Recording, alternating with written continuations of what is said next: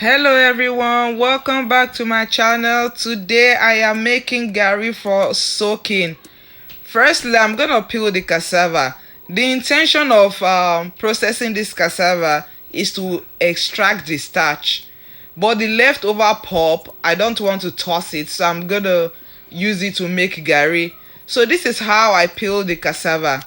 This cassava is the other type of cassava, the one they call midaka kole. It's not really as poisonous as the other one. So I'm just gonna show you how you could grate it if you want to grate it, but it's a lot of work. If you don't mind doing it, you can do it, but I rather use a food processor. See the pulp, it's smooth. So this is how I use the food processor. I use the blade and the grater. So when it's grating, it's also blending it at the same time. While I'm blending, let me do a quick shout out to all those that have subscribed. Thank you, you guys are the best. I really appreciate it. And if today is your first time, please do not forget to subscribe, like the video, and invite your friend. As you can see, there are some stubborn chunks gathered on top. I'm gonna blend them later. So I'm adding more water because I'm gonna filter it anyway. So when I'm done, I'm gonna pour it out and blend those stubborn chunks. So I'm using a chiffon material to filter the cassava. I tie it this way at the bottom, then I get a bowl and put it on the bottom because you cannot get it to sit on a flat surface. It's not gonna stay. So this is how I do it before I start filtering.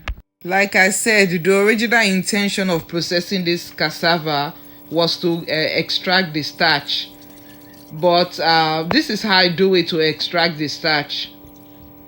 I just filter it this way, use water the way they make akamu. If you have seen someone making akamu, it's the same way you extract the starch.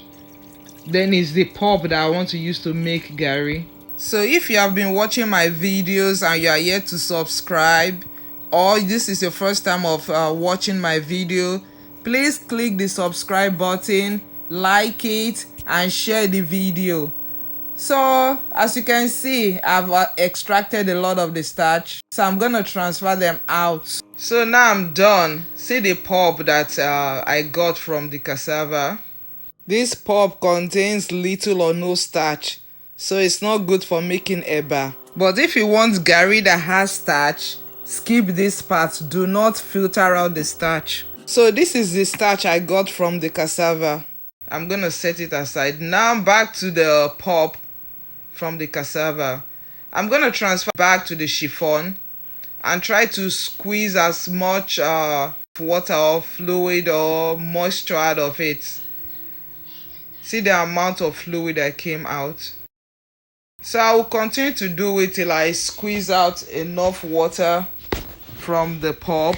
Then I'll leave it to ferment for 3 days, and every day I will do it like this. Try to squeeze as much moisture out of the pulp. So the fermenting is just to get the real taste of garri, because if you don't ferment it, you're not going to get the taste. One thing about cassava, once you fry cassava or you cook cassava, it's no longer poisonous. People talk about the cyanide in cassava. Yeah, as long as you cook it, it's when you eat cassava raw, that's when you get the cyanide. So but this yuca that I'm using is the type they call midaka kole. If you are from Delta State, midaka kole means cassava that looks like yam. A little disclaimer here, don't go use this garri to make eba. It's not going to work because there's no starch. So this is 3 days later. I've been able to squeeze a large amount of water from it. So I'm going to transfer it to a sieve to sift it. There's this metal sift they use in Nigeria to sift it. So this is similar to it. It's going to do the same job. So I just pass it through until I'm done. If you like soaking of garri and you are worried about the starch, this is a good way to enjoy garri without the fear of carbohydrate. It's so delicious. So this is how it looks. So I'm done sifting. Now there are some leftover pulp in the sieve. Those are the undesirable elements. I'm gonna toss them. It is no good. It's really too chunky, so I'm gonna toss them. So my garri is ready for frying. I'm gonna transfer it to the pulp into a pan, and I'll start frying. If you want your garri to be red, this is a good time to add palm oil. Or when you were processing the garri, when you're trying to extract the fluid, some people they add oil then. So that is why garri is red, because they add oil. When you are frying garri, you cannot let it sit. You have to be stirring it continuously like this. If not, it's gonna burn. So if you are worried about cyanide poisoning, as long as garri cassava is fried, cooked, it doesn't have any poison. It's when you eat cassava raw, that's when you get poison from it. Even the starch, as long as starch is cooked, it doesn't have poison. You could fry the garri in 2 batches, but I don't want to do that. So that's why I'm adding the remaining to the one that already started frying.